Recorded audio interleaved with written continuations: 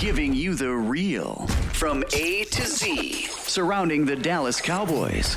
News, updates, rumors, transactions, takes, and more. So strap up, Cowboys Nation, and start your day off with A to Z Sports.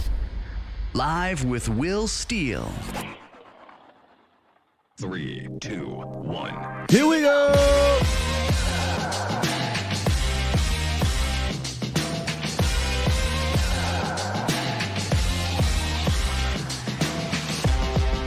Good morning, good people.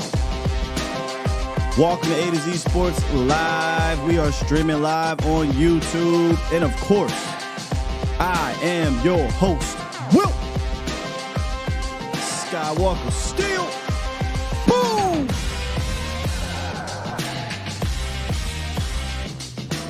Good morning, good morning, good morning. Interesting day yesterday across the NFL landscape, and of course, here in Dallas. Possibly a 2015 reunion of sorts, but for sure, the Cowboys signed former 2015 undrafted free agent, the darling of that year, La'el Collins. We're going to talk about it. I want to talk to y'all about both of these things, actually. La'el Collins, a potential interest in a certain running back that hit the market yesterday. So that'll be the bulk of the half of the show. The other half of the show, we're going to jump into the film room a couple times, actually. We're going to jump into the lab. One of them being the drive of the game and how clutch your quarterback and your wide receivers were in that drive of the game. So we'll break that down like we normally do. Treat this day like a Tape Tuesday because we didn't have Tape Tuesday yesterday. So today is like Tape Tuesday for real. And then obviously the rest of the week, switch up. Tomorrow, Pat. Friday, Okoye. So we still will get Okoye in. It'll just be Okoye Fridays, not Okoye Wednesdays. So that's the show today. Lots to discuss. A lot of people have some opinions on La'el and the potential running back situation. I have opinions on La'el and the potential running back on the market, and I will give those to you guys. But what's good, Bomb Squad? Bomb Squad! I throw it. I pretty much just threw it out there, right? Let's just jump right into it. If you want to call to the show, you can. What I'll probably do, 351-999-3787. Pretty straightforward show today. What I'll probably do is we'll talk about this La'el thing and the running back and talk to y'all a little bit about it, and then we'll jump into the film room afterwards. Sound good? Great. Let's do it. It's time! It's time! It's time! It's time. It's time. It is time for. It's time for the morning roundup. Round 'em up, boys. Let me talk to you. Let me talk to you, Cowboys Nation, about La'el Collins. Yesterday, we kind of had like multiple breaking news. I was like, breaking news. The Cowboys are working out linebacker Damian Wilson and La'el Collins. Oh, got a little reunion going on. About an hour or so later. I don't even think it took that dang long. Breaking news. The Cowboys signed offensive lineman La'el Collins. Y'all remember La'el, right? Started 71 games for the Cowboys. Was let go after the 2021 season. Signed a nice contract with the Bengals. Only spent 1 year there. Tough year. And since it wasn't a good one for him. Then he tore his ACL at the end of last year. Started the offseason on the IR with the Bengals. Then they cut him in September. And he's been a free agent since. Free agent, no more. The Cowboys brought him in for a workout. The workout went well. And they decided to sign him. And word on the street is that they will be signing him as a potential backup guard. And when I say, backup tackle. And when I say sign him, I mean sign him for the practice squad. So he's on the practice squad for right now. He's not on the active roster. Interesting. Very, very interesting that they're signing him to be the backup tackle. And I'd imagine really just right tackle. I don't really foresee him being a backup left tackle. Hasn't really done that at all in his career. He's more familiar with the right side. So it makes you think, right? If something were to happen to Tyron Smith, is it still Edoga? I think we're pretty much out on them moving Tyler Smith to left tackle. If you say, well, no, they're not going to move Tyler out there. They're out on Edoga. Are they going to move Terrence there? I don't know about that one. I mean, you really shouldn't be messing with a right tackle like Terrence, who's not even having a great year, and then say, hey, we need you to flip to the other side, which you haven't done all season. So I find that part hard to believe, right? This feels and smells like it's just they're signing Lyle for backup emergency purposes for Terrence. Unless they truly do believe they're going to switch Terrence to left tackle if something happens to Tyron. I will say this, me personally, if something were to happen to Tyron and we're in the playoffs, I'm not playing around with switching Terrence. I'm not playing around with Lyle at left tackle. If it's a gotta have it, you damn Skippy, I'm pushing Tyler Smith out to left tackle. That's just what I'm doing. Because I got to win. And I think the best shot of me winning is to push him out there at left tackle if it means for a quarter, a game, whatever. So this is something I'm going to be interested to listen to the coaches kind of break down a little bit more. Some of the insiders. We'll talk to Pat tomorrow about it. But it's not guard, according to the word on the street. And it really honestly shouldn't be. Because TJ Bass has filled in fine. He's filled in fine on left side, right side. Doesn't matter what you ask him to do. He's your backup swing guard. He's been here all year. It's fine. Now, before we make a huge deal of the Lyle situation, at the end of the day, you don't even want to see his ass out there. Right? You don't even want to see him out there. But I'm not mad at the low risk. Bring him in with one game left on the season. He's not going to be on the roster. You're not calling him up in this game. But he gives you kind of that emergency break glass in case of emergency situation for the playoffs if he needs to play.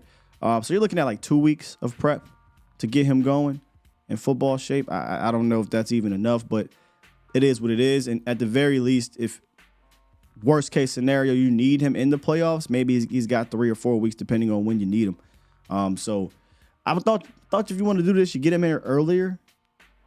Get him acclimated to the new offense. Get him acclimated in football shape. And he's already been here in Dallas. He said he's going to give it his all and things like that. Because let's remember, that was one of the things that he didn't do here in Dallas in his last stint. He had a bad reputation for not giving it his all, showing up out of shape, a little lazy, and it cost him a bit.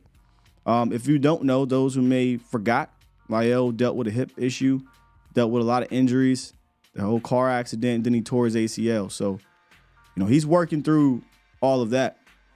But I am happy for Lyle to be back in the league, rooting for him to contribute in any way he can on the practice squad. And if he needs to be called up, we'll see what happens. But I find it hard to believe that they're just going to cut somebody on that offensive line unless that person is extremely hurt.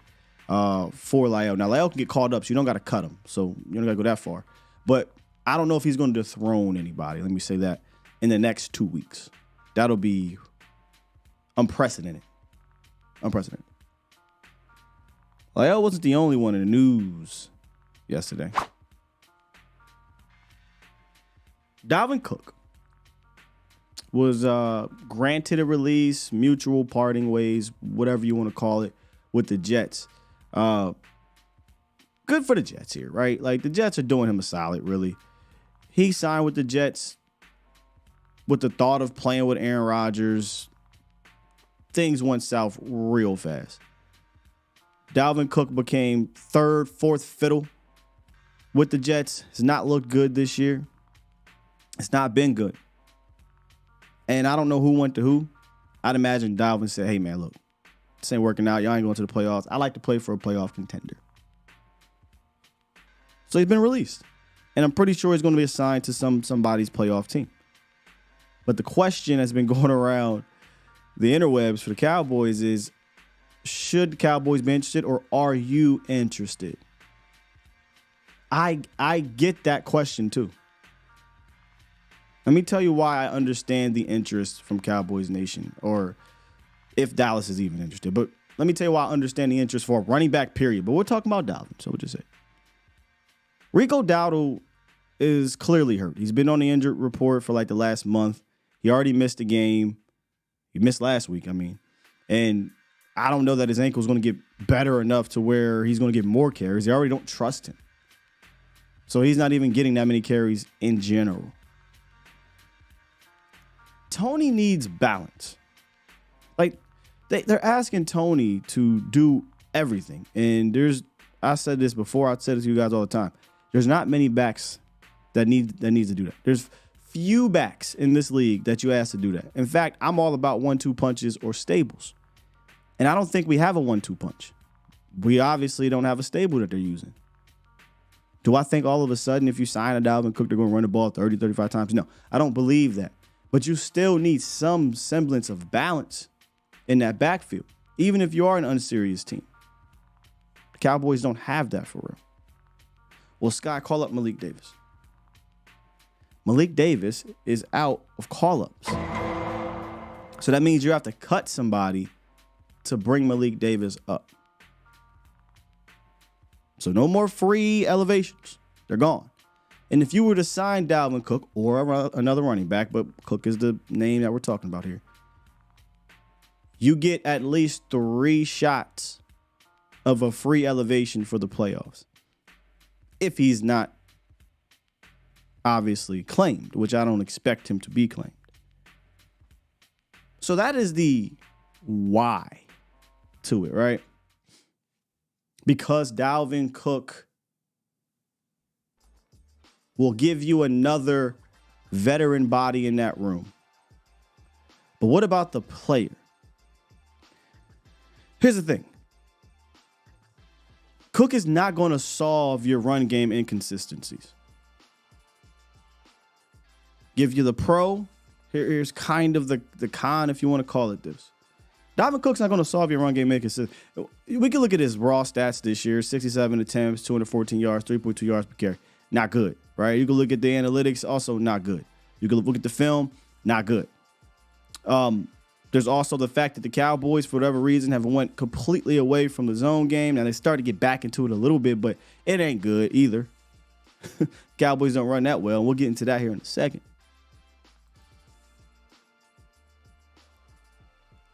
The run game inconsistencies for me, and I've been saying it all year, I sound like a broken record.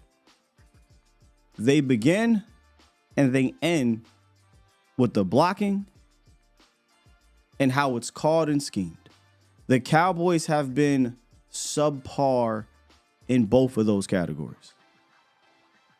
We don't block it up that great, we don't call it that great, and we don't scheme it that great. And I go back. You need another pure running back in Dallas, I think. I don't think it's Deuce. I don't think they're going to call up Malik. And if Rico is truly hurt, I absolutely get having interest in the back. It doesn't have to be Cook, honestly. It doesn't have to be Cook. There's not many backs out there unless you sign somebody off the practice squad. And if you do that, guess what you got to do? Cut somebody. So I get the interest of a free agent.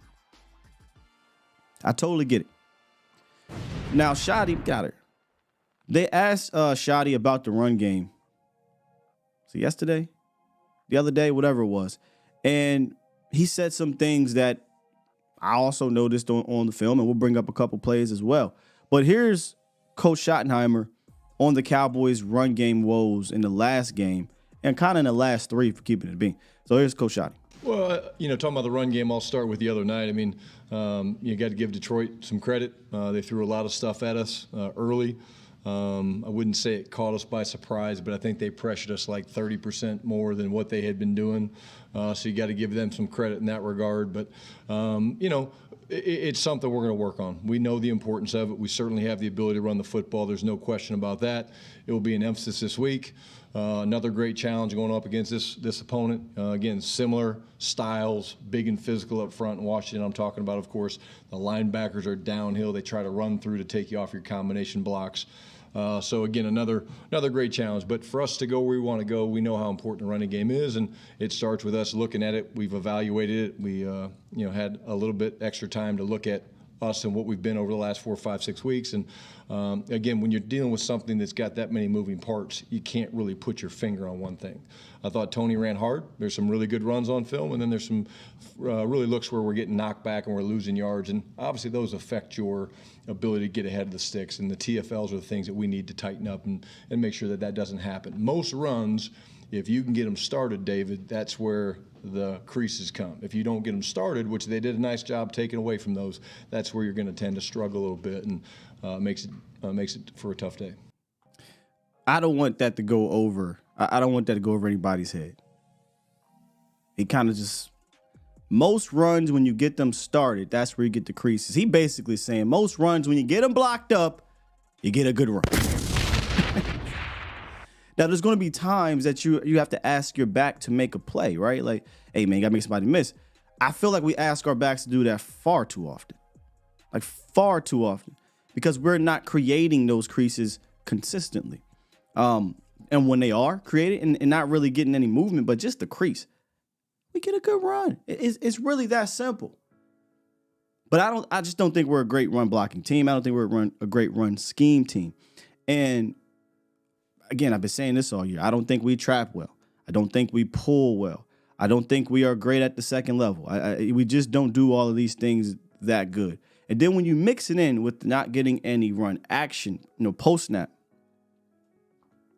when you mix it in with not doing anything pre-snap, at snap, and you're essentially stationary, there's nothing good that can come from that when you aren't driving guys off the ball.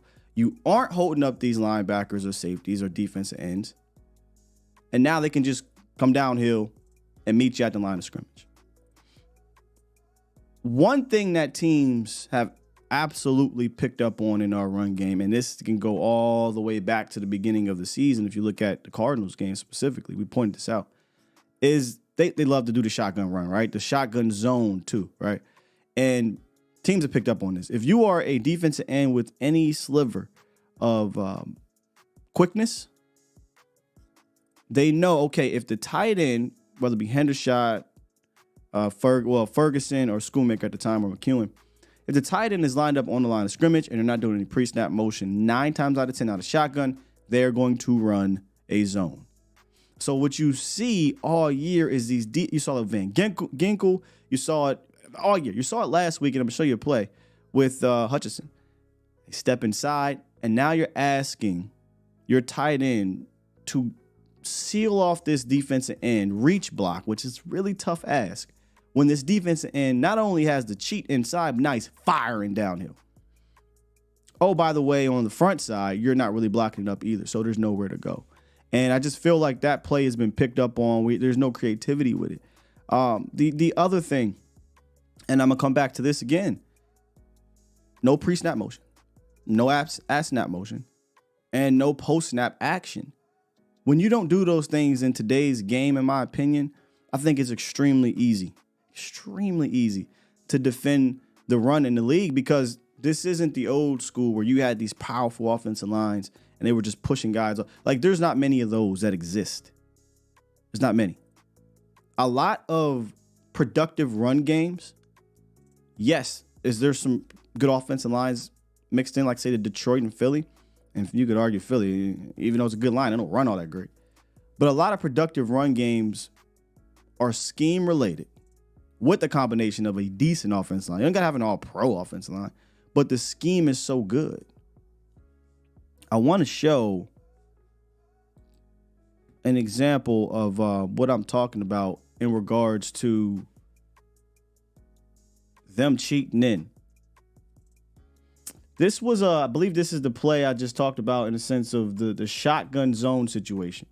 Everybody's going to crash left, create a zone, and we're trying to get this matchup here, which is, again, man, this is why tight ends are tough. We're trying to seal off Hutchinson, right? Well, there's a problem. Hutchinson's not stupid. He sees what's going on, and he cheats inside. He knows right now, and he's ready to fire. People will hate Hutchinson, or Aiden Hutchinson does. I mean, the play's over, y'all. The play's over. There's nowhere to go here. There's nowhere to cut back.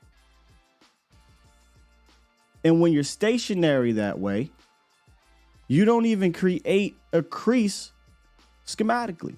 Shut down. All right, let's try this again. And then again, another difficult ask, this time not for your tight end. We're going to get a pull, another pull. And now we're asking Tolbert to seal this guy off. Ladies and gentlemen, this is a damn near 300-pound defensive end that is reading the key of Tyron Smith, and he's just going to fire down here. All right, Tolbert, you up next. The play's over. Ladies and gentlemen, this is sloppy.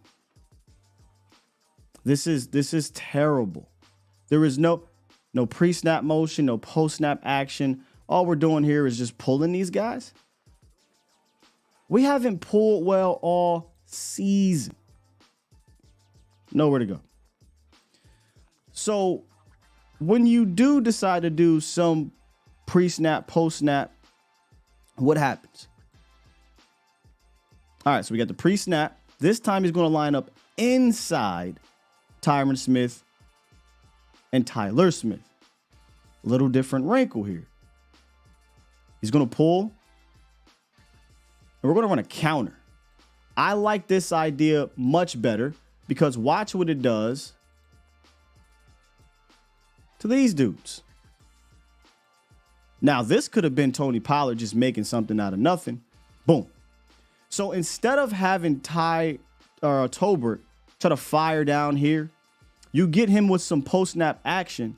That's going to pull both of these backers. We know how aggressive these guys are. And it creates a what? A seal here. That's not what we want. A seal here. A seal here. Down the alley. And you get a good run. So I'm all in favor for pre-snap, post-snap action. What does that do? I just want to pull up a play from the Cowboys. Y'all, look, don't kill me here. So the Lions are fantastic at post-snap gap stuff, right? Traps and things like that. They do so much of it. It's really hard to pick up. You've got to be on your A game in the film, or you just got to be firing downhill. Look, I'm not trying to pick on our linebackers, but just watch what these guys do based off of the post-snap action from, I believe, we're going to get a trap here. These guys, I think he's going to get up here. We're going to get traps and all types of craziness post-snap. Here we go. I mean, this is not traditional. Most teams don't do this because it's difficult to operate. But you're going to get you're going to allow this guy to go free, Osa Digizua, to trap him. We're going to allow this guy to go free for the center to trap Neville Gallimore. And we're getting our other offensive linemen up the field. First of all, the snap has been had. The ball is almost in their hands. Curse, Clark, and Bell are still 5 yards at depth. Not only are they 5 yards at depth, look where they end up when they read their quote-unquote keys here.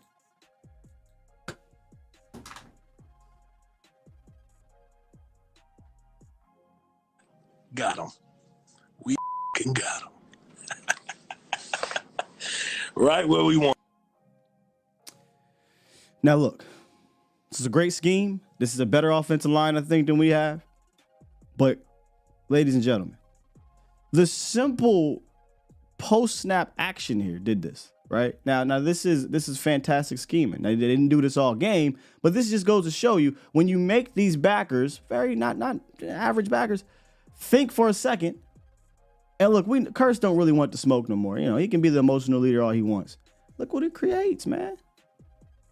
I mean, I just don't understand what any of those backers are doing. But the point of the matter is, when you create that post-snap type of action, and they even do pre-snap stuff, the best teams do it in running the ball, I'm saying. And I don't really care to be the number one rushing team. I'm all about efficiency. But how can I go copy what some of these other teams have done to be efficient or good on the ground? Well, Baltimore, Lions, Ravens, right? These guys do a lot of pre-snap, post-snap, at-snap things to trip up your keys. Dallas doesn't, man.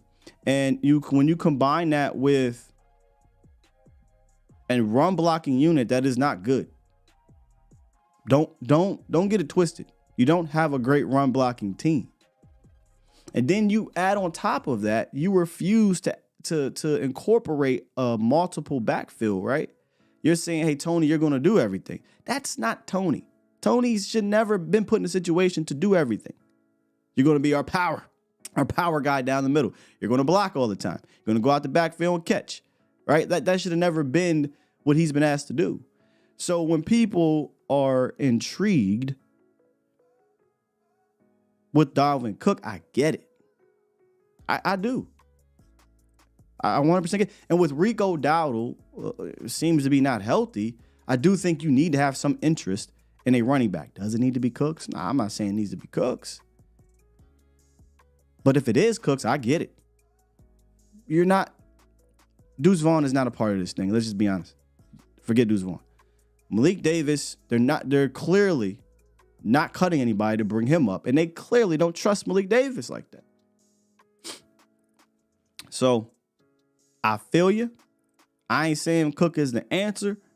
But if there is interest, I get it. I 100% get it. All right, I'm going to take a few calls here on this situation. And then we're going to take a look at the drive of the game. Get back into the film room. Let's wrap to Big Cat from New York. What's up, Big Cat? What's going on, Sky? What's going on? Listen, man, I got a few things to say. I'm gonna try to make them concise. On the Cook's understanding, look, you'd be crazy not to pick wheels. You'd be crazy within this understanding and how our running game has affected the need for Dak and CD and Cooks and everybody else to be like these titans on the field. You gotta kick rocks. You have to kick the tires on these things, man. It's the possibility to say he's not gonna come in there and beat Adrian Peterson, but shit, he can come in there and he can, but he can come in there and he can be maybe the Zeke of a little bit of the Zeke that you had last year, because we're missing him right now. I don't think we are missing that. I think we are. I think you're missing. I think you're missing Zeke in the red zone. I'll give you that. 100%. That's what I'm saying. Yeah. I'm talking about. I'm talking about the totality of the running game. Look. This is. I hate to keep doing this because I think we're being nostalgia. Like it's like a nostalgia when you think about Zeke or whatever. Like, and I hate to keep running back to this. Right. Y'all do understand Ezekiel Elliott is like not performing well in New England as the lead back. He's averaging less than 2 yards or less than 3 yards per carry in New England, right? Y'all do know that. You know what I'm saying? Like Zeke is Zeke is not the answer. The answer was never about bringing Zeke back. It was about replacing him in the draft with a younger guy, right? Like you didn't do that, or free agency, you didn't do that. Ezekiel Elliott, the only place he's missed on this team, if you want to keep it a bean, is in the red zone. That's 100% facts. But in between the 20s is the issue running the ball as well. You're not really that productive doing that as well. And I think that has nothing to trust and believe me. I just showed y'all some plays, right? You give that to Ezekiel Elliott, it could be even worse.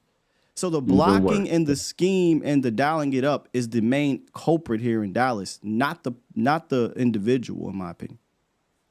But again, it's not the individual. It's exactly what you said. It's the blocking and the scheme that's changed. Sure. Or that seems to be so much different. That's what the issue is. So that's my first piece. I'll let that go.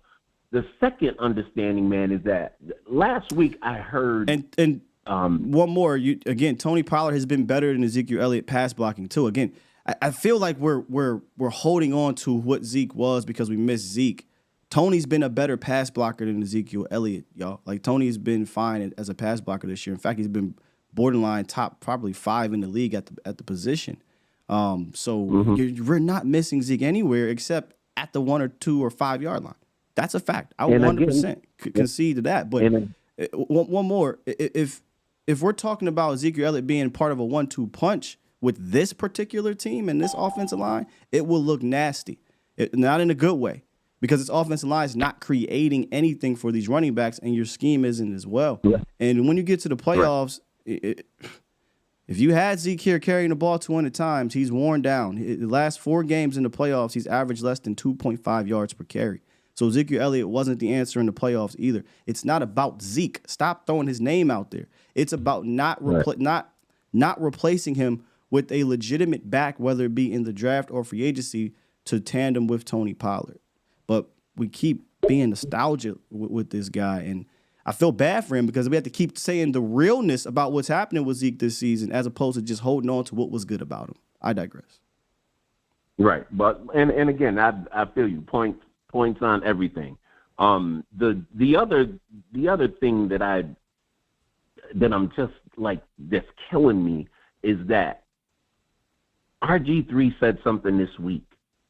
And what he said was the absolute truth, but it showed up on Sunday. What did he say? He said that the defense, or that the team's attitude, basically, the point that you have scheme and you have coaches that come together with this scheme, but then you have the players. And regardless of scheme Sunday, Dallas's players said we will not be defeated today. That's what happened. That's a change, the mentality change that needs to come about. That was one of my pieces of that. Say that again? Yeah, I'm a bit confused here. What are you saying? What is he saying? So he said the difference. He said one of the things that Dallas needs to change is they have the personnel, and it's not the scheme. You have your. You're talking about defensively? Yeah, no, collectively. Just collectively, he's saying about your playmakers, about how we always talk about your playmakers making plays, regardless of scheme, regardless of kind of inadequacies in other places. He said. So he basically saying coaching don't matter. No, not coaching don't matter. He's saying that that's not what's holding you back. Players need to make plays. And on Sunday was one of those kind of attitude shifts or I don't know, like it seemed like the players just said, hey, we are not going to lose today. We're not losing. They were making plays. I mean, you saw Lou, Lou and the dudes we put trust in last year, you saw them start to reemerge over the last couple of weeks. You saw that happening. And that's a lot of how I feel about, some of the things that go on besides the ref, besides all of these things that we can't control. The players on the field need to make plays, and I saw that Sunday. My last thing, man, and truly my last thing, if I was a coach in a locker room, one of my pounding mantras over the last couple of weeks would simply be leave no doubt. You do sound like Ice-T. Yo, you sound like Ice-T, bro. Talking to me about this. You keep talking to me about this Ice-T thing. Yo, so listen. Every time I get on, somebody's talking about that. So listen, one of my things would honestly be, bruh, to be leave no doubt. They have to curb stomp Washington going into the playoffs. That's how I feel. Not the 1-point win thing, and I understand it's a win, but I literally leave no doubt. Gut the fish, put him on the pan, and have it done. That's how I feel, bro. I'd love to get up out of there in the third quarter, rest our starters. You know what I'm saying? Get a little quick little break for next week, for the following week. Yeah, I'm with you. Exactly. That's how I feel about it. That's how I feel. All right, man. All right. Appreciate you, Big Cat. All right, bro. Love you, bro. Love you, man. Thank you, good sir.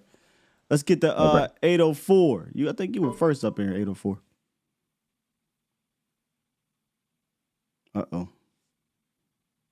804, you might got me muted. What's going on? What's going on, Scott? There we go. What's up, man? I called you yesterday, man. Same thing happened. But first, I want to start over. How about them Cowboys, Scott? See, I have to take the how about them Cowboys from Jimmy's drop. You know, that one right there just fired me up, man. What's up with you? Man, let me start off with saying Dalvin Cook, I believe he's not the answer, but he would be a great pickup for us. I definitely believe he'll be a great pickup for us. But there's something I want to talk about. Martavius Bryant, Michael Gallup haven't given us enough yet. And I feel like Martavius Bryant, a guy who's 6'3", run a 4.3. Forgot about him. Take the top off the defense, still sitting on the practice squad. We need to go ahead and put him in now, Scott. Why are we waiting? This will be a hell of a this will be a good game to throw that out there, to trot him out there. Yeah, you know, what are we waiting for? What have Michael Gallup given us to make us go, we should still keep him here? Yeah, I'll be shocked, and this is an off-season question, but I do feel like Michael Gallup is not going to be back here next year. If they do, I mean, what are we doing? Yeah, I completely forgot about Martavius Bryant on this team. You know, if he was signed to help your squad, then yeah, when is he going to be ready? If he's not ready, then maybe we could use that practice squad spot for somebody else. For someone else. If we're not going to, you know, activate them now or into the playoffs, you know, what if the point is just having them sitting around for nothing? But you know, you get a 6'4" guy run a 4.3, take the top off the defense. I'm thinking that's what Dak Prescott needs going into the playoffs. I would. This would be the game, right? You not saying you want to treat this game like it's a bye week or something, but this would be the game to say, okay, let's see if Bryant has at least half the playbook down pat, right? Get him in there, give him 15 snaps, some run blocking, some pass attempts, whatever, and see what he's got as you're going into the playoffs. Because I don't think you want to get into the playoffs and, God forbid, you get some injuries and now you have no idea what you have in Martavius Bryant. And I'm not saying that Washington could be a trap game that can confuse us and send us on the road. I mean, but I'm saying you have some players that want to play hard against us. Yeah, you know, I don't think you far off. I wouldn't dismiss that. You know, and maybe this is me PTSD in regards to at Washington. They always give Dallas. I'm just talking about in general. I mean, just in general, going to Washington, whether they're good or bad, it is always some BS fight that the Cowboys are in. And those fans, they want nothing more than to beat the Cowboys. And ruin our chances at number one in the division. So, you know, I'm thinking that, you know, last game we should take it very seriously. Martavius Bryant should be playing. I've been waiting to hear something about it. Nothing never happens. And I sit here, Scott, and I'd be like, well, what are we going to do, you know, with Michael Gallup not being able to contribute the way he have in the past before the injury? Because post-injury, Michael Gallup was insane. We loved him. Yeah, I mean, he's clearly. But now, yeah, he's not the guy, man. I mean, you've got to just ride it out the rest of the year, and then you move on in the offseason, man. You got to upgrade there. Yeah, and that's what I'm saying. I think the upgrade right now would be Martavius Bryant. At least I feel that way, and I would like to see him before the playoffs start, before Michael Gallup get hit or something and take an injury. Then we just got to throw him in there, and we don't know nothing of what he can do, if his run block is good or whatever, you know. But we need more going into the playoffs. Number one is we want home field advantage. We have not been good on the road all season long. I hear people, we want to play the Bucks, and that's stupid, man. That's stupid. Why do we want to play the Bucks? Because they're bad? No, we want home field advantage. Possibly 3 games home field advantage if San Fran could take a loss. But more importantly, I would love to go into San Francisco and beat them like they beat us in Dallas. In the NFC Championship game, you don't want to see them in the NFC Championship. Yeah. You don't want to see them in the second round. Yeah, we don't want to see them in the second round for the. Yeah, we don't want that. We want to see them in the conference, and it's like the '90s again. With Scott, the see them in the conference with two possibilities of not seeing them at all. Mm-hmm. You understand? Like, or I should say one. I should say one because they'll have a bye week. But with a possibility of not seeing them at all. Yeah, I mean, no brainer. Yeah, it just don't make any sense to me. I'm like, hey, all right, well, for one, I hear everybody talk about the clipping call last week. That doesn't matter to me, man. I said, man, Dallas get screwed all the time. We make no excuses. The Lions happen to them. We don't really care about none of that. We care about winning games, man. We won the game. That's over and done with. We're trying to get on to the next point. We're trying to see a Super Bowl. It's time for us to go get number 6 on the table. Yeah, I can care less about that. NFL pulled out a video, like one of those little videos you watch at an orientation, because I guess the Lions tricked everybody to the point they need to be taught how to actually appropriately announce that you're a guy. So it is what it is, man. Hey, appreciate the call. Yeah. I'm gonna get to a couple more before we hit this filmer. All right, Scott. You have a good day, man. You too, bro. So, I noticed. I hate this, man, but I guess it happens to all of us. At some point, we get labeled a hater of somebody. I guess I've graduated to being a hater of Zeke, man. I promise y'all, if Zeke Elliott was balling out, I'm just saying what it is, man. I don't hate Zeke, man. I don't hate anybody. Well, I kind of hate Josh Ball, but I'm literally just telling you what I'm seeing. If you don't believe what I'm seeing, go look at the stats. If you don't believe the stats, go watch it for yourself. I truly do believe we are holding on to nostalgia when it comes in. And I get it. We all got guys. Man. But tape don't lie. The numbers don't lie. Come on. What are we doing, y'all? Dallas messed up by not drafting a running back or signing a better one in free agency. They messed up by not bringing in, in my opinion, bringing in a run game coordinator to have a real run game plan. They didn't mess up by Zeke.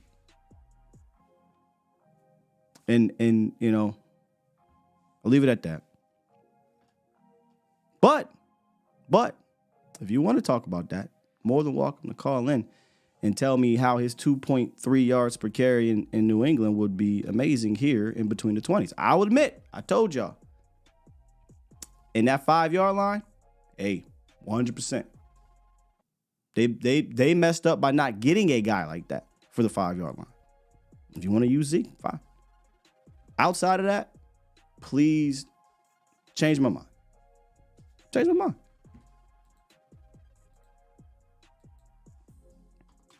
Banks, what's up, man? Yeah, what's going on, man? What's good with you? Hey, man, you absolutely right, man. I don't know what's up with folks and this Zeke nostalgia and all this. Zeke done, man. Now, like you said, we can use them in the red zone. Anything 5 and lower, we can use them. But too many times, like last year, we got caught running behind Zeke. Looking like he was still running, looking like he running in the sand. So, nah. We just got to get over and get past it, man. Zeke had his time there. He had some great seasons, but that's it. But as far as that, man, I'd definitely like to see us get Dalvin Cook. Do I think he's like the answer and he's just going to come in and go off? No, but like the point you made, how they're asking our running backs in certain situations to do more as far as, create plays. I believe he can do that just because of the type of back he is. And as far as seeing the whole, I think he'll help out in that regard. And just moving forward, man, in these games going into the playoffs, man, and like that Lions game, I don't want us to get Dan Quinn and Mike McCarthy, man, just kind of, like I've been saying all year, just kind of get their head out their ass, man. Like the last Lions drive, there's no reason why we should have been playing down at 10 yards off these receivers. Just, let Goff just drop back and, find his guys. We should have kept playing them like we played them all game. And, Mike McCarthy just not being so obvious when we're going to run the ball or, pass when we need to pass and throw the ball when we need to run the ball when we need to run the ball. So I just kind of like them to get that together, man. And I would like to see Martavius Bryant, like my man said a while ago. I've been waiting for it all season. And this would be the game. I completely forgot about, bro. Completely. Yeah, because Sky, if you see it on tape, you can. Matter of fact, you don't even have to watch it on tape. If you look at it on just watching the game, man. I seen it last week against the Dolphins, this week against the Lions. When somebody line up in front of Michael Gallup, they're not afraid of him. Oh, they're not. I seen him with Jalen Ramsey. I seen like against Miami, Jalen Ramsey was pressing up on Michael Gallup, on Gallup. When Lamb or Cook got in front of him, he's backing off. He's playing off of him. And it's been that way. If you look at the analytics, Michael Gallup, I think, unless it changed over the last few weeks, but there was a point in time late in the season, Michael Gallup was the number one rated wide receiver in single coverage. He gets the most single coverage looks because number one, he's not getting open, and number two, he's Dak's third or fourth option depending on the play because it's Michael Gallup, right? Now sometimes, Dak will go to him, and it's usually about 2 or 3 times in a game, and that's about really where it needs to stop. So yeah, he's going to get those looks because you're more worried about Ferguson, Lamb, and Cooks. Yeah, and real quick, Sky, and we touched on this before, man. What was Turpin? Like, why not get the guy? Yeah, I was talking to Foots about that. I think Turpin should get the 2 to 3 targets to me over Gallup. Exactly. And even if he don't get a target, Sky, or like you said, 2 to 3 targets, I feel like in some situations he should out-snap Gallup just to back the defense up. Because they know Turpin fast. They know Turpin he can stretch the field. So, just to keep him honest, why not put him in the game? You know what I mean? So, we just got to get a better job with getting our speed on the field, man. And, Gallup's giving you nothing. You got to know that. So, I just hope we just kind of know some work on it. All right, man. Appreciate you. Good call, Banks. Yep. I wonder. Look. Turpin is a specialty player. Let's keep it a beam, right? Like, little guy, speed guy, do the end arounds, line up in the backfield, run deep routes. But he's not. I don't think he's a guy that's adverse in the whole route tree. You're not going to really run probably the whole route tree with him. I don't know. My guess. But I wonder if they don't use him as much because they do ask their wide receivers to block a lot. And they've asked Terp, if you go look at some of the games, they've asked Terp to block. And Terp come on, man. They really asked Terp to block a DN, I think, in the Chargers game. He just threw his little ass. Because what are we doing? So I wonder if they're like, we can't put him out there as much unless it's literally to tip our hand, which at this point, I don't care because you're not a serious running team anyway. So give him more opportunities in the passing game. My guess on the Bryant thing is that if somebody gets hurt like a Tolbert, Gallup, I'm not even going to talk about 88, but if Tolbert or Gallup get hurt, well, honestly, let's be real. Any of our outside wide receivers get dinged up, they will then call him up because they need that X. You know what, Brooks? I think about that. Brooks is there. Yeah, I don't know what the Martavis Bryant situation. I don't know what that's about. Maybe they're just doing a solid for the guy. But if you wanted to know what you have in him, this would be the game to do it. It costs you nothing. It's a free call up. See what he has. If it ain't nothing, you never call him back up again unless you absolutely need him. But I completely forgot this dude was on the team. Got you. So let me pull that up out. Bang, bang. I get like 1 or 2 more here. Then we'll hit the film room. 267. What it is, what it do? Hey, good morning. This is Lorenzo from Bensalem, Pennsylvania. Good I have morning, a Lorenzo. question. My question is, well, with the run game being as crappy as it is, how do they seriously expect to win games in the playoffs and to possibly go on and win a Super Bowl? Because I don't see it. Yeah, they'll probably, more than likely they'll beat Washington. They'll probably win, one game in the playoffs, and then they're going to end up being done like they normally are. I don't get it. Yeah, I like to use the term inconsistent because you see it having success sometimes, you see it done. It's an inconsistent run game. I mean, statistically, it's above average, but it doesn't feel like that, right? Like it really does not feel like it's an above average run game.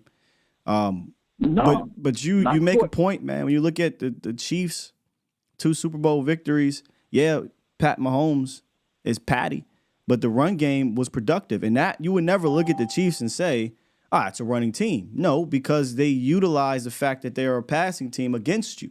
So they found a way to be productive or efficient. Let me use that term, efficient on the ground, and they didn't have a 250-pound back, right? They didn't need to because they knew how to use pre-snap, post-snap, snap action stuff to run and use you having to back up with their speed or the threat of their quarterback. They had a better plan. But I mean, Scott, good point. It makes me sometimes question how serious Jerry is about getting another Super Bowl trophy. It's almost as if he's satisfied with the 3 he really got, and as long as the selling the plates out and buying the merchandise and he's making money. If I may defend Jerry here, I feel like this is more of a McCarthy call. I do. Because think about it. Just last year, Jerry was like, our offense runs through Zeke. And everybody was like, what are you doing, Jerry? This is not 2016, right? Like, no, it does not. And they tried that route, and they said, well, we're not going to, since we want to run, and we're not going to get any more weapons. And found out real fast, this is 2023. You try to do that 9 times out of 10, you ain't winning no damn Super Bowl. So I think Jerry's acquiesced to McCarthy and said, look, I don't need to have a quote unquote feature back. Give me a couple backs, and we're a passing team, and let's roll. I think that where they messed up was they didn't bring in anybody that had a plan, and they didn't really bring in a true stable. They rolled with an undrafted free. Look, nothing wrong with undrafted running backs, but this guy had been around already for 3 years. You knew Rico was an injury-prone dude that just obviously couldn't cut it and stay healthy. And what happened? He ain't healthy. So I would put this a little bit more on McCarthy, bro, as opposed to Jerry. Okay. Because I think Jerry, if it was up to him, he 100% will get himself a back that he can give the ball to 25, 30 times because that's how he won Super Bowls. That's not how McCarthy won the Super Bowl. Wow, then I wish he would just override him and say, no, you're getting this type of back, whether you like it or not. Well, he did that for 7 years, and we same result, right? So I feel like he's better off, switching it up because if you do the same thing over and over and over and over again, that's the definition of insanity, is what they say, right? So I don't mind. Right. I don't mind the process. I'm sorry. I don't mind the decision. I do mind the process in which they went about it. I think it was flawed.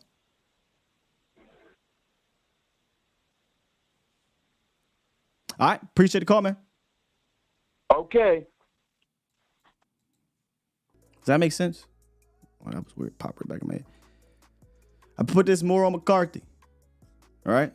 And I like McCarthy, but hey, nobody's perfect. I think this is, McCarthy saying, hey, I won the Super Bowl this way. I don't, when I say put this on, that's a bit strong. In regards to what the caller was saying, I don't think McCarthy cares for that one type of back you're going to give the ball to 25 times or whatever. The flaw, though, I think, is not providing TP with another person and then using a tandem. I mean, how many times do we see Rico 2 carries, 3 carries, 1 carry? And even beyond that, take the name tag off, take the number off. Just the how. I hate the how and what the Cowboys are doing on the ground. But this is nothing new. We've been talking about that for a while, man. Talking about it for a while. That's fair, Toxic. Toxic says, Sky, there's going to be trade-offs to Mike being with his staff. I'm okay with this offense compared to last year. That is fair. That is 100% fair. There is the side of the ups that you have with getting rid of Kellen and moving forward with Mike's offense. You see this offense is better, in my opinion. And then you're going to have the trade-off. Good point. Good point. All right, with that said, let's jump to the film room real quick. I want to take a look at my drive of the game, and it was the clutch drive that put the Cowboys ahead. Ironically, there's going to be a run in here where Tony Pollard runs hard and gets a good gain. But for the most part, this was about your quarterback. This was about your receivers being clutch in a clutch situation, which I think these guys have been for the most part of this year, given the opportunity. So here we go. Yes! Here we go! Here we go! Here we go!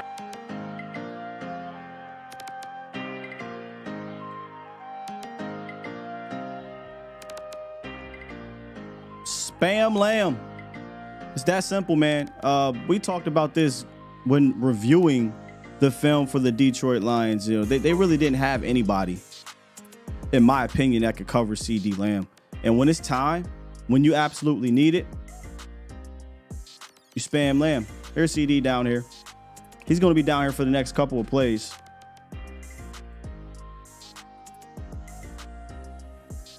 Sutton really had no answer for this guy. And you're going to see a very similar style of play where you get the comeback, and somebody across the middle. You'll see that on back-to-back plays just with different receivers. And at first, I was looking at this play right here. Once again, you're going to get another comeback, and this time you'll see what's the name clear the middle. The reason why I hate comebacks, I know that. But if you're going to give me a third option where you're attacking all areas of the defense, I'll live with it. And from time to time, you have to run it. I understand that. And see, spam and Lamb is cool. And at first glance, I was like, ooh. Tober might have been able to, you know what I mean? But got to get rid of the ball. Pressure's in your face. I'm going to number 88. Hook or crook. I'm going to number 88.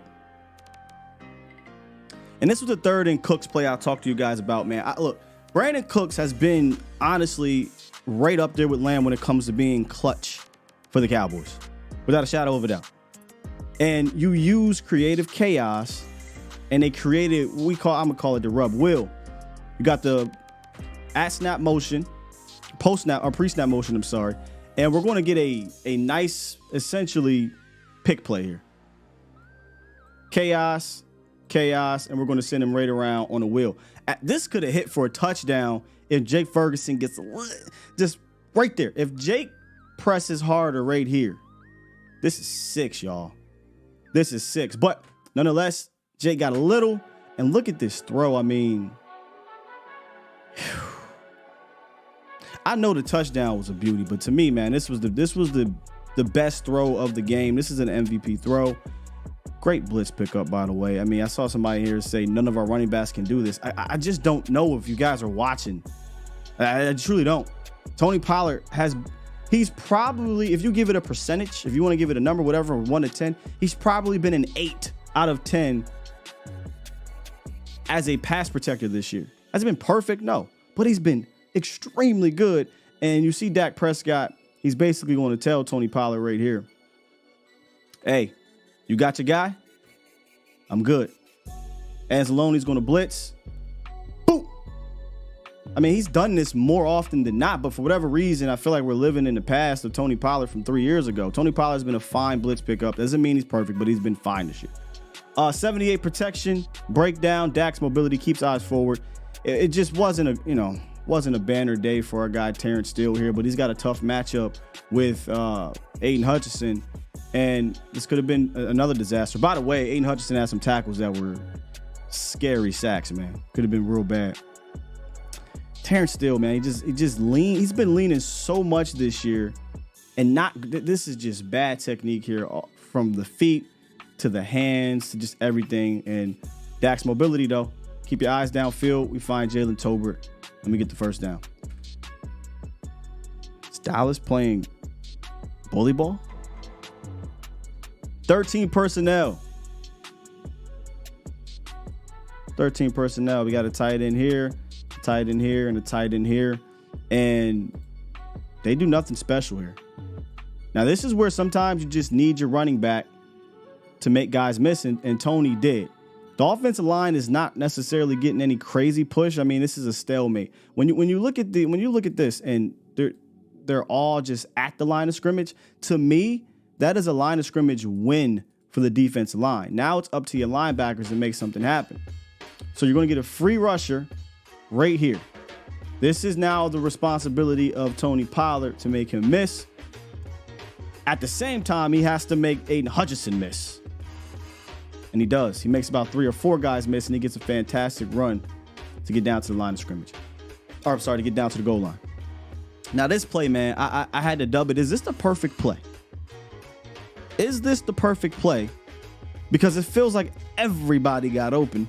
And then the synergy that the whip route has over here is amazing. So double whip route here on the right-hand side, and then a post corner touchdown. Let's take a look at it pre-snap. Both of these guys are going to run a whip. And if you look at it, if you're into images this image is going to be crazy because they both do it at the same time. And then right behind that, you're going to get Brandon Cooks on this post corner where he routes up Melifonwu. Good stuff here by everybody involved. And like I said, though, it's almost a perfect play. So you get the whips. I mean, just this, it's like perfect, man. Not only is that perfect, look at this. Look at this pocket. The pocket is perfect. Hell, if Dak wanted to come backside, he's got CD Lamb. I mean, and then he just drops a dime to an open Brandon Cooks in the back corner of the end zone. This was just a very pleasing play to watch. But once again, look at this pocket. I mean, how many times have you seen a pocket like that? Brandon Cooks for the go-ahead touchdown. That's my drive of the game, Cowboys Nation. And to me, it was a combination of Dak using his mobility and making MVP throws, starting off the drive with your number one wide receiver, and then finishing it with Brandon Cooks, who's been extremely, extremely underrated on this team. I shouldn't say underrated, right? Because Brandon Cooks is who he is, but he's been a guy that's been extremely clutch. Let me say that. He's been extremely clutch for the Cowboys. Need more of that in the red zone? I mean, the Cowboys passing game in the red zone has gotten better. It's the run game that we need to obviously get better at in the red zone. I think that's the difference. That's the difference. Cooks is like Michael Myers come out of nowhere. Yeah, man. Like Cooks, all game. I think he had what, y'all? 4 for 40, 4 for 60. Let me go back here and look. He had a solid number 2 game. 5. He had 5 for 60 on 8 targets, a touchdown with a 21-yard gain. I mean, that's solid numbers, and most of that came on the clutch drive. I think a lot of teams usually forget about Brandon Cooks because when CD Lamb is going off for 227 yards, how do you know? And then other teams are worried more about Ferguson for keeping it a bean. Ferg, Cooks, Lamb. Every game, sprinkle in Terp. And I think your passing game, if the blocking holds up, there's not many teams that can withstand, that can hold you down for 4 quarters. I don't know many, if any. You know, we talked about the Dolphins being good. Even the Dolphins couldn't stop you all game.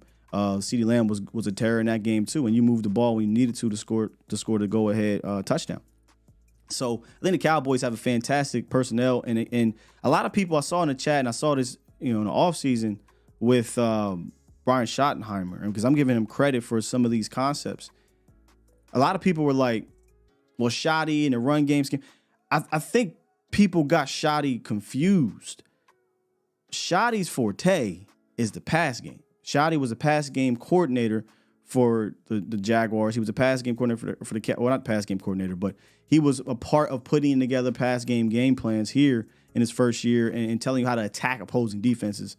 And obviously, he comes from, obviously, some people don't know, but he comes from the Air Coryell style of offense. I know that sounds crazy because you got the Marty ball, but he's a passing guy that had to do running things in Seattle, had to do running things in with the Jets because the Jets were a defensive team and you had Mark Sanchez as your quarterback.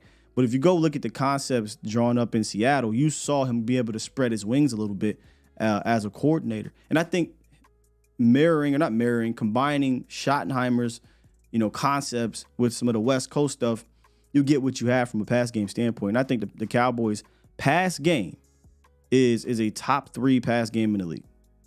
100%. All right. Let's get back to the phone lines and we'll hit the chat and the super chats and we'll get up out of here. Pretty straightforward show like I was telling you at the beginning, man. I got you, James. 1 second. There we go. What's good, James? What's up? And not much, man. I'm a little late to class, but I'm here. All good, man. All good. But that was a very good analysis because I'll tell you what, man. I think we can put to rest, and all the haters can put to rest and put it to bed, that CeeDee Lamb is not an elite receiver because with the exception of yards, he's first in almost every category, bro. What was Richard Sherman thinking? Something. I personally think, what was Richard Sherman thinking? Go ahead. I personally think Lamb is the most complete wide receiver in the game. I don't get how he gets docked. Maybe it's haters, it's rival fans, whatever you want to call it. But he gets docked for going in the slot. I mean, that's goofy to me. Let's remove the star. Let's just be football fans real quick. Would you rather have a receiver who can only do one thing, or would you rather have a receiver that can be moved around to take advantage of a defense every single week? I think I'd rather have the latter.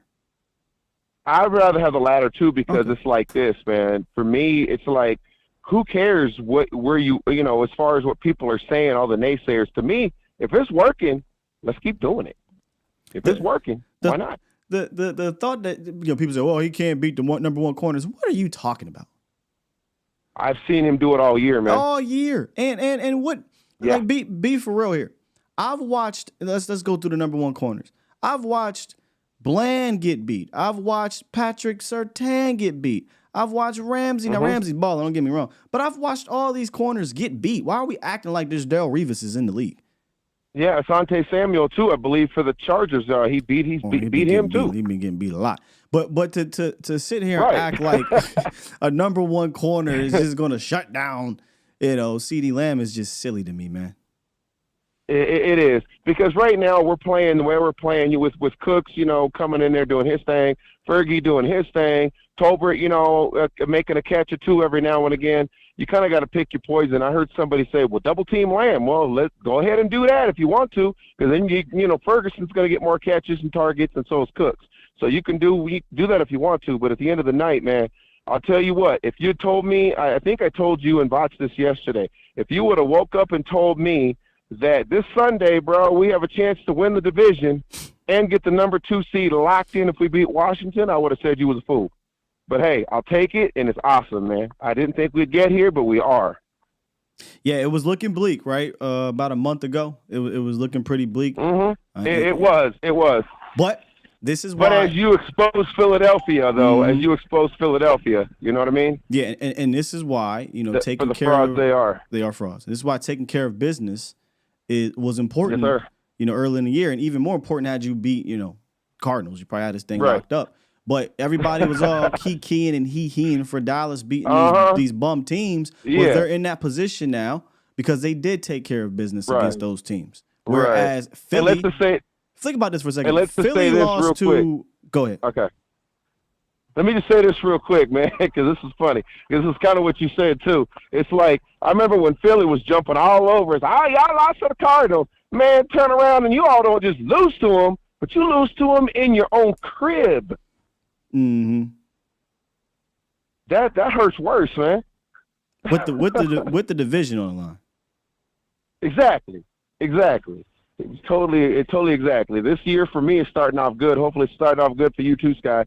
Because like I said, and I'll say it again, I say it every time with you and Vach, man. There's other YouTubers out there that are good, that are Cowboy fans, but I tell you what, when it comes to content and the people that you bring in and your knowledge, you and Vach are at the top of the list, man. You know that. Man. I appreciate that, James. I always appreciate the kind words. Oh, you're welcome. Happy New Year. Happy holidays yes, to you.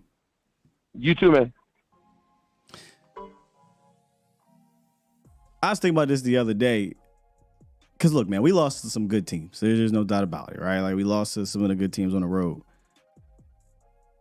But they lost to Zach Wilson and the Jets. Drew Lock. Drew Lock's crazy. What? He had to go 92 yards, bro, and score a touchdown. Not a touchdown. Yeah. And then your quarterback. And then the Cardinals at the crib. Like, our losses ain't the same in regards to the Cardinals. They're not the same. Well, y'all lost to Josh Dobbs. Facts. We lost to Josh Dobbs. We also lost Trayvon Diggs 2 days before, which was a shock. I mean, it was just shocked the whole system. We also lost 3 starters on the offensive line. Would have loved to see y'all go on the road early in the season with all three of your main guys out of that game. Right? So I think our losses are different because that happened in week 3. Your loss happened in week 17 with the chance to secure the division at home. That's way worse in my opinion. To a 3-14 team. Or 2-13, whatever they were at the time. Way worse. Also, you lost to Drew Lock. I'd rather lose to Joshua Dobbs. I'd rather lose to the Pastronaut. Let's still got it here. Oh, y'all like it. Wait. Y'all lost to this guy. Call that my bodyguard. Yeah, that's my bodyguard. Come on, man. I better go ahead somewhere. We got 3 more. We're gonna get up out of here. What's good? Who's this? 931. What's good, 931? Hey, Sky. This is Vance. Vance from Vance Refrigeration? What's that? I'm just messing with you. Oh, very funny, yes. I'm not married to Phyllis, no. Okay. So yeah, hey, first off, once again, a happy New Year. Hope the family's doing well. Thank you, man. And happy New Year to you as well, bro. Great there. The reason I called is I wanted to talk about the running play that you showed that the Lions having us on the defense. I was looking at it, and in it, Osa's lined up in the B gap, but he slants to the A gap. And basically, that would be okay if Kirsch knows he has the B gap and comes downhill, and that would stop the play. But it made me think, I remember Aisha on one of her podcasts had mentioned that the D-line, Aiden Dirty, had said that basically when the D-line's up there, they can make checks based on what leverage the O-line's playing or what they're seeing. Yes, they have a lot of say up there on stunts. Yeah, so I'm thinking that's probably half the problem. That's the main problem is to our run defense that the left hand doesn't know what the right hand is doing. Because if you're looking at our, you're saying you want backers to come downhill. Well, how can they come downhill if they don't know which hill to go down to? You know what I'm saying? Look, one thing we always have to understand is we don't know the calls, but what I do know is at the snap, the ball's in the belly. You're still 5 yards behind. And I'm playing the play right now, and then you have Curse. Why is Curse? I'm playing the play. Why is Curse? I mean, I'm not trying to come at you, but there's no reason. Absolutely, I hear you completely. Not to fire downhill. Excuse me. not the fire downhill right here. I mean, I don't know if you see the play, but right here, you have, not only do you have help with Gilmore on the outside, you have help with DeMarcus Lawrence, the best edge setter in the run game in the National Football League. This is where I believe you need to have real linebackers, because with real linebackers comes instincts, right? It comes instincts. Oh, completely agree. If you want to say, okay, Bell and Clark screwed up here, somebody has to save him. Curse had the ability to save him here. Instead, for whatever reason, Curse takes a step down and then he goes to the outside, runs into Gilmore, and further creates this gaping hole, and then kind of just runs backwards and pitter patter around. So I get that they and this is also kudos to the Lions, right? The Lions understand that the Cowboys love to shoot gaps, penetrate, and do all these crazy things at the line of scrimmage. So, and I'm telling you, the kryptonite to that is gap type of schemes. And they caught him. They just caught Dallas on this play here, firing upfield, and then your linebackers, they have to be better than this, and they weren't. And that's the problem. Honestly, when Osa goes like immediately, like right now, even you could go back 2 beats. I feel like Kirk should go immediately. Like, go now, getting that B gap. That play is done. That's what I'm saying. That instinct. Like, if it was somebody that really had that linebacker instinct, for instance, let's go back to what we talked about yesterday on Vach's show. The defense last week on the ground was more about, in my opinion, individuals balling, right? Like D-Law, Micah. They were making huge plays. Jordan Lewis making huge plays in the run game, as opposed to just having this collective, everybody on a string type of defense, right? I don't think the linebackers played particularly well in this game on the ground, to be honest, when you go watch the film. So this is one of those plays where, okay, now we're relying on one of our players at the second level to individually make the play. And Jaron, Clark, and Bell, they did not. I guess what I would say, if we know that we don't have linebackers that are, quote, I'm looking at chat, linebackery, have that instinct.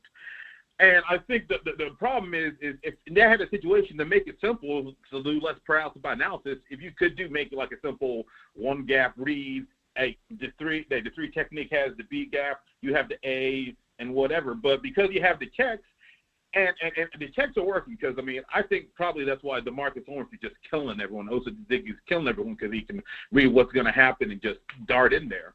But I do think if you have linebackers that aren't able to process it immediately and see what's going on, they're like in the paralysis by analysis. That's why they're standing there. Yeah. It's kind of the give and take of the scheme that we run, where we're trying to be a pass rushing team, right? Like, we're trying to get upfield. We're trying to be a pass rushing team. And when you don't have Hank, and you don't want Osa, sitting there playing one tech and nose tackle and taking on double teams, you really want to get him upfield. When you have Hankins there, Hankins can now man 2 guys at once and get your linebackers roam free a little bit more. Yeah, absolutely. And with Hankins, you keep 2 guys on him. That gives the linebackers probably that half second or half beat to see, this is what's happening. Then they can afford them to go downhill potentially. Sure. Hey, Vance, appreciate the call, man. I appreciate it once again, Sky. Keep it up, man. Thank you, sir. That was Bob Vance Refrigeration. 918.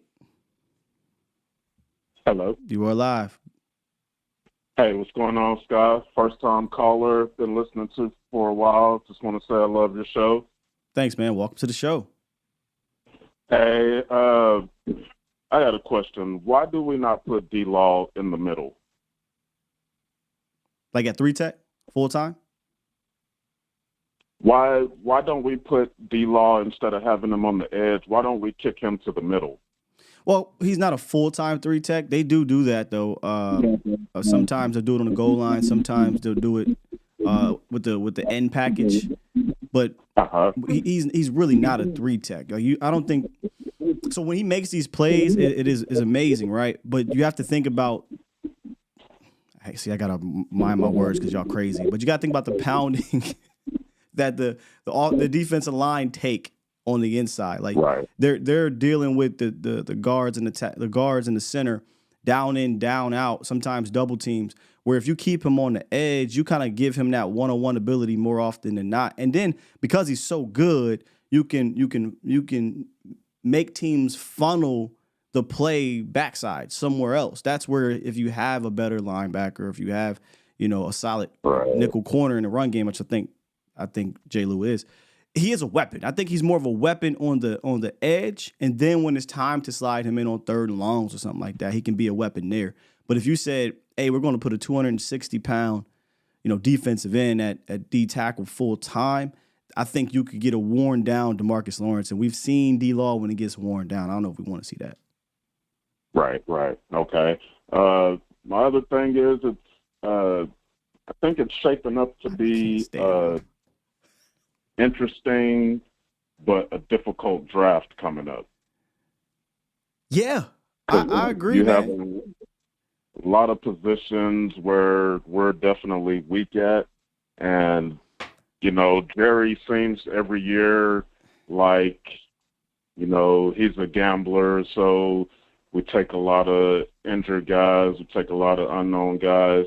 I think this year we got to swing big in the draft and actually hit on some of those key positions that we're definitely struggling in right now. It will 100% will be a very interesting draft, especially given what happened with your draft this past season. This team for years has usually got something out of its draft class. But I want to remind people going into this draft, the sense was, hey, you're pretty much top heavy, right? Like there's not many spots where these draftees are going to come in and start unless somebody gets hurt. So why not attack positions that when you do have spot duty, they can be productive, right? Where running back was one of those positions I thought should have been drafted in the top, 4 or 5 rounds at the very least. Obviously DT, and they did, but they it's not worked out right now. Lineman, right? You knew with injuries going, you probably should have took a lineman earlier. But this draft was, let's just be real. Given year one impact, it was a dud. That doesn't mean this whole draft is a dud in general. We got to wait, 3 years. But the year one impact, you can say it was a dud for pretty much, man. Yeah. Well, that's all I had, Sky. Keep doing what you're doing, and I'll try to catch you the next time, sir. Thank you, brother. Good call. All right. I really don't know how else to explain. Like, let's not rehash the VOT show, by the way, for those that was there. This generation has ruined everything. Everything. It's just a normal football. That's what happens. But no, seriously, you can't. You can't slide him in. I get the thought process for third downs, end game, things like that. But once you put a guy like D-Law who goes like 260 at defensive tackle full time, you already have a light guy in Osa. By the way, you're fine. Like, you're good at 3-tech. 3-tech's not your problem. 3-tech's not your problem.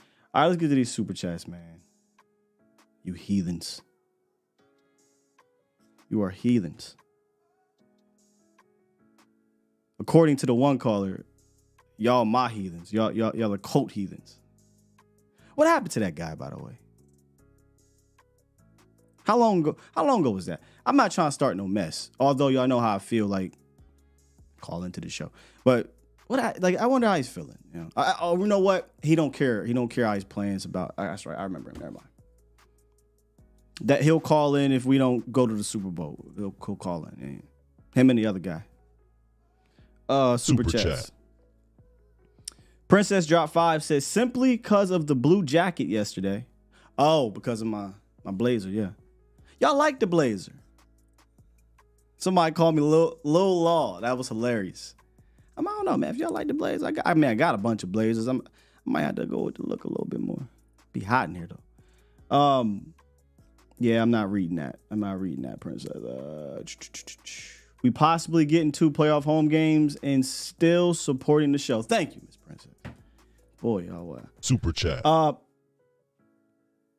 Jaboctimus Prime. I always got to take my time reading that. Bars. He dropped 5 and said they should fire that old book of Levectus Ars offensive line coach and go get Mark Colombo. Bigums need a better coach. Yeah, I think we're at the point in time where we got to say it doesn't feel like old Coach Solari's working out, man. I feel like it's working out with old Coach Solari. Curious to see what they do with that. Super chat. Year 1, dealing with a lot of injuries, but no, man. Glenn Capers, shout out to Glenn. He dropped 5 and said, I thought Schottenheimer was some kind of run game coordinator. That's what I mentioned earlier, Glenn, about actually being the opposite. Or guru, maybe we need more athletic linemen in order to execute proper pulls and traps. Hey, and again, I'm not trying to get all the way into draft talk, but, and I get it, new coaching things, man, but look, I don't think you have, it sounds crazy because you got Tyler. I don't think you have the talent to do that a lot, Glenn. You're right. I don't think we have a pulling line anymore. Remember when the Dallas Cowboys offensive line was this uber athletic offensive line? Terrence Steele, we understand with the knee situation. He's still, obviously not back to his previous self. As much as we love Tyron as a pass blocker, Tyron as that dominating run blocker is gone. That's not what he is. You just want Tyron to be good enough. Biotish is just not, he's not it as a run blocking guy. He's regressed this year, I think. Zach has shown that he's immortal. I think the only one you got consistently that can do these things is Tyler. And let's keep it real. I don't even think he pulls that great. I don't. Now that could be because his teammates aren't getting enough depth. That could be because the pulling or the plan married with the drop and the handoff, whatever, exchange isn't great. Whatever, man. We just are terrible at this. So talk about drafting, man. I already wrote notes down because after this week you have to prepare for the unknown. You don't know what's going to happen, and I'm gonna just say this. I already been taking a look in free agency, offensive line wise, and clearly offensive line once again is up there for me. I hate overhauling because now you're creating a whole lot of unknown. But I think I'm putting a lot of assets into that front line, especially because you're going to extend Dak. You are a throwing team. And if you want to be an efficient running team, you do need to block better up front and obviously playing better. So long-winded way of saying, Glenn, yeah, I do think we need more athletic linemen. Let's just say better. We'll keep it to me. We do need better linemen to execute traps, traps, pulls, all that good stuff. I don't think at this current stage, 1/3/2024, we have those guys. Is it harsh? Maybe. I don't know. But injured Tyron. I'm sorry. He injured too. Injured Tyron. Old Tyron. Playing fantastic as a pass blocker, though. He's amazing. Terrence is not the Terrence. Zach is immortal now. Biotish doesn't get push, pull, traps, second level. He's a better pass blocker, easily. And then, Tyler's just like, hey, man, what y'all need me to do? I'm going to do it. And he's your best lineman right now. Overall, he's your best lineman now. Jay said Tyron is the only untouchable.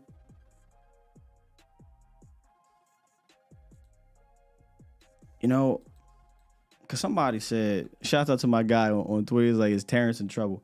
Real quick, y'all. I know he just signed a big deal. I personally don't think Terrence is in trouble, but I was just curious what his cap. I don't think this is going to happen. I'm just literally, we in overtime. I'm just throwing this. Why is it not refreshing from here? Come on. There we go.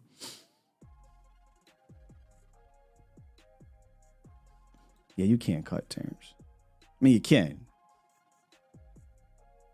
But you can't. Look, I'm just looking at next year. I'm looking at next year. The real out where you just don't deal with anything is 2026. Like the dead cap ain't nothing, bro. If you don't want to wait to 2026 and you want to do 2025, it's 9. So more manageable out, right? But next year, it's a $19 million cap hit. I'm sorry, dead cap. So yeah, it's not happening. It's not happening. They're not getting rid of Terrence. They'll give Terrence next year, right? And what's his cap? That's actually not bad for a tackle, but they'll give Terrence next year. Let's say, okay, let's see if he can bounce back. A year removed from your ACL, and if Terrence don't bounce back, I think he's out of there. I think he's about there. Yes, Tyron Toney, he's a free agent after this year. And that's another conversation we're going to have. Like, it'll be the same one for me. Open to bring him back? Yes. Relying on Tyron Smith? No. No. You want to have a secure depth at that tackle position? You can bring Tyron. He ain't going to go nowhere. You could bring Tyron back, but you absolutely address that position in the draft then. 100%. And I'm talking about early. So bring him back. I'm with it. Rely on him. I am not. And that never changed. By the way, my man, we need that $100. Trying to do a giveaway here. Trying to do a giveaway, man. All right. Any more here that I might have missed? Let's bring it back up. A couple more snuck through here. Chris214. Super chat. He dropped 2 and said, we need to have a plan when teams bracket CD in the postseason. You know, I think our passing game will be fine if that were to happen, especially if we're at the crib, because you're playing with fire. If you say, look, we're just going to send 3 guys CD Lamb's way, that's not Noah Brown over there no more. You know what I'm saying? That's Brandon Cooks. This is Jake Ferguson. And even at the crib, Michael Gallup has been making plays. So I don't really have concerns if we're at the crib. Now, you get on the road, might get a little weird on the road. But at the crib, hey, by all means, if you want to dedicate 3 defenders to CD Lamb, you're going to be in trouble.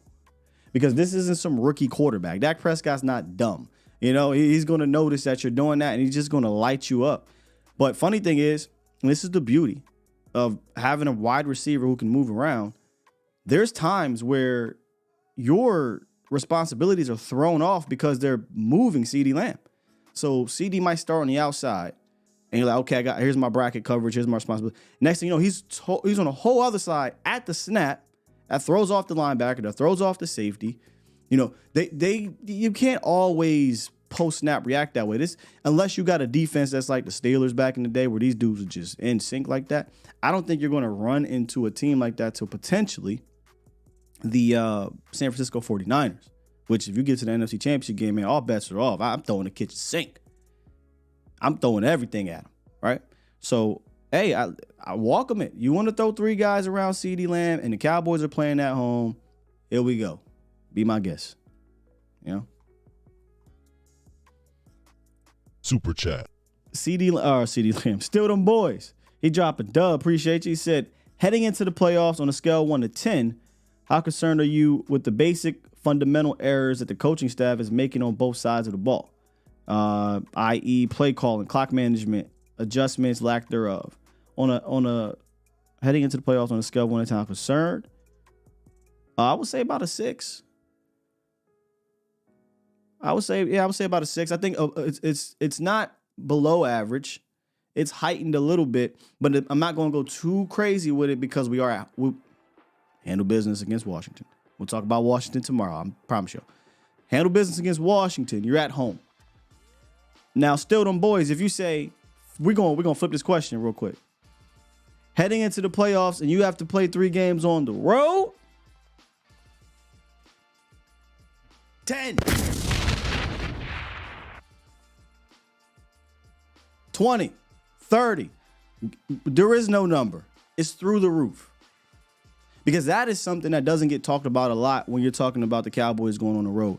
All the mental errors, the play calling, the clock management, adjustments, et cetera, those things seem to get heightened. Penalties, those things seem to get heightened.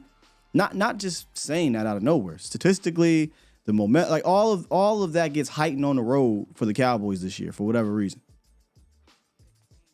And they don't necessarily overcome it consistently. We're at home. I mean, clearly they've overcome it. Clearly. They've overcome the penalties. They've overcome the inconsistent play calling. If they're, for the most part, at home, they've been fine, but sometimes it's not. Clock management, would you say adjustments, all these things they've been able to overcome at the crib. So that goes down a little bit. But you get into the playoffs, these things can kill you. So I'm going to say 5-6, right? On the road, that thing goes through the roof. That goes through the roof.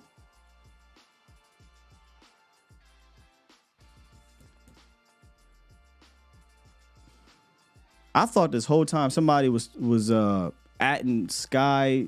Is it Natre? I just thought you was giving me a nickname. There is an actual Sky Natre in the building. Shouts out to you. He's a Joe Boo dog. Come on, Ready. On the road, play Turpin more. The defense has to account for him. I agree. I think he could definitely be kind of that wild card on the road if you do have to go there. I mean, we saw what he did against San Francisco.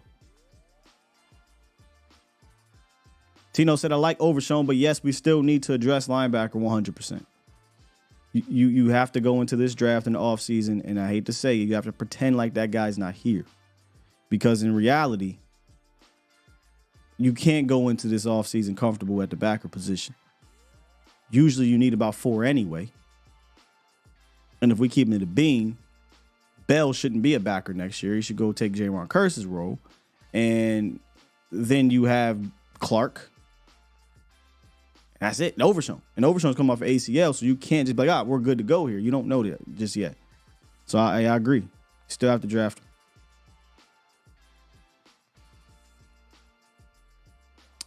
Never know Tyron's status until game day. Yeah, I mean, that's kind of how it is. How crazy is it that this year Tyron has missed 4 games, right? None of them have been because he got hurt in a game. That is a prime reason why you should not count on Tyron Smith as your starter next year. He's not getting hurt in the games. He's getting hurt waking up. He's getting hurt going to practice. You can't count on him, man. You just can't. You got to address the situation. What's good, Jay Worthy? Don't be texting and driving out there in them trucks. None of y'all. Appreciate my truck drivers out there. So Gregory asked me my thoughts on Jeremiah Trotter Jr. He's made some big plays this year at Clemson. We know his father very well, being a Philly. But like I say all the time, especially around this time to fans that ask me personally, I don't jump into the draft lab until February. I'm hoping it ain't till late February. Because after the season's over, we kind of review the season. We do some hindsights on each position group. And then right around that Senior Bowl week, right before Senior Bowl, I start diving into draft stuff. We get foots on. We do our draft series.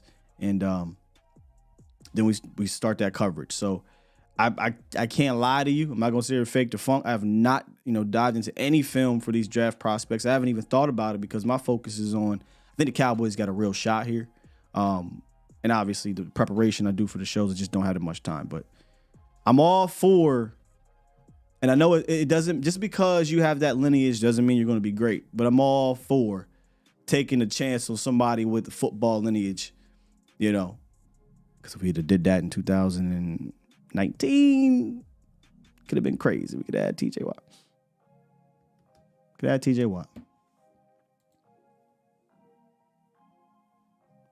All right, with that said, Cowboys Nation, we're going to go ahead and head on up out of here, but we will be back, or I will be back on later with Vach on the Vach Lombardi live show. Make sure y'all come through on his channel. Can't miss shows. There's always something. It's always something. You give good analysis and you get some good laughs, and there's always a memorable moment.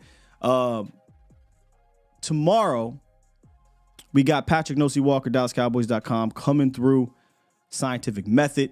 He'll give us the rundown on the whole Lyle Collins situation, see what's up with Damian Wilson, if there's still any interest there. They already worked him out. Maybe we'll ask him more about this running back situation. We'll get plugged. That's the beauty of having him here. He will let us know what's going on down there at the Star. Mo will be on back later tonight. Make sure you check him out. If you can't check him out here, you can check him out on A2ZSportsDallas.com. He is our number one guy when it comes to writing on the site. And then Friday, skipping around a bit, we get Okoye on here. We're going to basically go over everything that happened throughout the week in Dallas, and then a general view, overview, preview, whatever you want to call it, against this Washington football team. I'm going to do that tomorrow as well. I'm likely going to attack both sides of the ball. Just a general view of what we got to watch out for, and just get out of here with the victory. But me and Okoye, we're going to talk about all things Cowboys on Friday, man. Thank you, sir. Thank you, Los. Appreciate all you guys. Damn, man. Every time I leave, I keep thinking, yo, this is the last week for the regular season. Not really the last show because we got a playoff next week. But man, during the off season, you have all this time and we complain, then we get to the regular season, it just goes by, man. Hate it, kinda. Hate it. But all right. I'm going to press this button. Push the goddamn button. Push the goddamn button. Relax.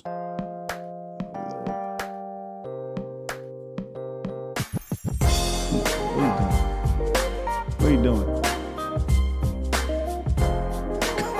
Come through. We back later. Me and Vosh Lombardi, man. We going to kick it.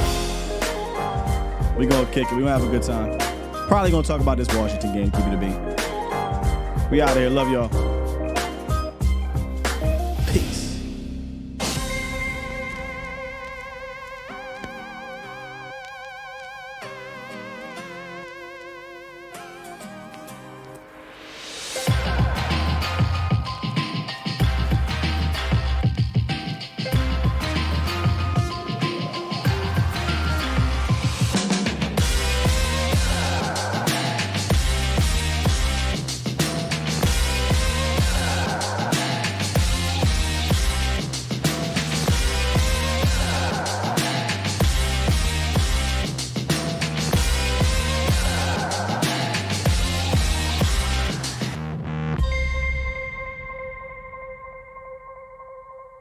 Oh, that's good, Brother L. Catch you on the flippity flip.